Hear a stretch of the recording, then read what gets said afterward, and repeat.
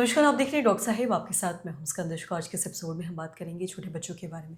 हम ये जानेंगे कि छोटे बच्चे जिनको भी कैंसर है तो ऐसे क्या-क्या अलग-अलग चैलेंजेस आते हैं उस कैंसर को ठीक करने में। आज हम इसी बारे में तमाम चीज़ों पे बात करेंगे और ये भी जानेंगे कि छोटे बच्चों में किन चीज़ों का ज़्यादातर कैंसर देखा जाता है। इससे बात करने के लिए आज हमारे साथ मौजूद है बिहार के जाने-माने oncologist doctor Amit Kumar. Sir नमस्कार, बहुत-बहुत स्वागत है आपका। नमस्कार। सबसे जानना चाहेंगे, अगर हम बात करें कैंसर के बारे में, छोटे बच्चों के बारे में, तो हमने जाना है, बहुत बार सुना है कि बड़े लोगों में क्या कौन-कौन से कैंसर होते हैं, लेकिन छोटे बच्चों का कैंसर क्या होता है ये हमें बहुत लोगों को पता भी नहीं, से अवगत नहीं है।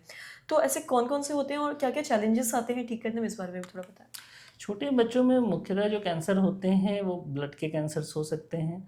इसके अलावा जो सॉलिड कैंसर्स होते हैं वो नेफ्रोब्लास्टोमा, जिसे हम विम्स ट्यूमर कहते हैं, या न्यूरोब्लास्टोमास होते हैं, या रैप्डोमायोसार्कोमा, मतलब ये अलग-अलग ऑर्गन्स के जो डेवलपिंग टाइम होते हैं उस समय उसमें कैंसर डेवलप हो रहा होता है।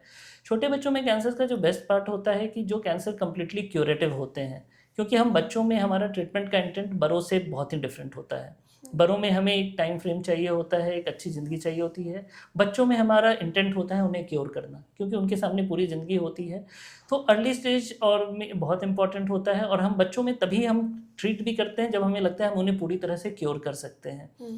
तो इसमें जो मोस्ट कॉमनली हम कहते हैं ब्लड कैंसर, तो ब्लड कैंसर डेफिनेटली अगर एक पर्टिकुलर एज में, अगर हम कहते हैं 1 से 10 साल के उम्र के बच्चों के बीच में हो रहा है, जो एएलएल है, तो वो अगर ट्रीटमेंट हम सही तरह से दें तो इसमें 80 टू 90% क्योर रेट होता है। इसके अलावा जो मोस्ट अदर कॉमन कैंसर है वो सॉलिड कैंसर्स जो बच्चों में होते हैं। तो उसमें जो विल्म्स ट्यूमर है, जो किडनी का कैंसर होता है, तो उसमें भी सर्जरी करके उसको अर्ली स्टेज में ट्रीट किया जा सकता है। साथ में फिर कीमोथेरेपी देते हैं, जिससे वो बिल्कुल अच्छी तरह से ठीक हो जाता है।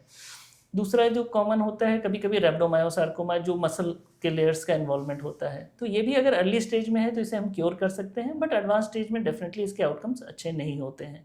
बट टाइमली डिटेक्शन होने से इन कैंसर्स को भी हम अच्छी तरह से क्योर कर सकते हैं। जो थर्ड मोस्ट कॉमन है न्यूरोब्लास्टोमा, वो बेसिकली न्यूरॉन से डेवलप होने वाला एक कैंसर होता है। इसके लिए भी अगर हम कहते हैं, जब हम ट्रीटमेंट देते हैं तो इसमें हर मोडालिटी ट्रीटमेंट का यूज़ किया जाता है। सर्जरी भी करते हैं, कीमोथेरेपी भी देते हैं, बोन मैरो ट्रांसप्लांट भी करते हैं, रेडिएशन भी करते हैं। इससे उस तरफ जाते हैं कि बच्चे पूरी तरह से इसमें ठीक हो जाएँ। तो इंटेंट बेसिकली बच्चों के ट्रीटमेंट इसलिए सबसे ज़्यादा चैलेंजिंग होते हैं क्योंकि हमें इनमें क्योर चाहिए होता है, अदरवाइज़ ट्रीट करने का बहुत फ़ायदा होता नहीं है, क्योंकि बच्चों में 4 साल या 5 साल की ज़िंदगी देना नहीं होता है, हमें पूरी तरह से उन्हें ठीक करने की कोशिश होती है। हुँ।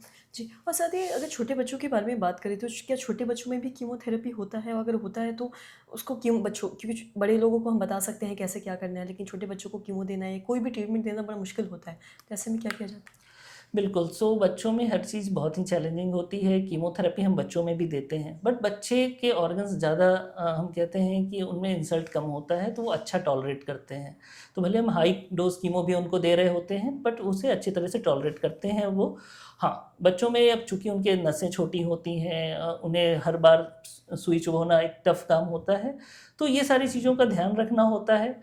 बट बच्चे अगर परिवार के साथ रहते हैं, माता-पिता के साथ रहते हैं, तो वो उनका ध्यान जब रखते हैं, तो हम कहते हैं कि ट्रीटमेंट अच्छा टॉलरेट होता है, और बच्चे इस फ़ेज़ से जल्दी निकल जाते हैं। उनकी रिकवरी बहुत अच्छी और फ़ास्ट होती है। जी, सर बहुत-बहुत शुक्रिया तमाम जानकारी देने के लिए। तो आशा करती हूँ दर्शकों आप ये समझ पाए होंगे कि अगर कोई भी छोटा बच्चा कैंसर से जूझ रहा है तो ऐसे में क्या-क्या चैलेंजेस आते हैं बच्चों को ठीक करने में, और साथ ही ज़्यादातर ऐसा कौन-सा कैंसर है जो छोटे बच्चों में देखा जाता है। तो आशा करती हूँ जो तमाम जानकारी आपके लाभ देख रहे हो, तो ये वीडियो देखने के लिए धन्यवाद।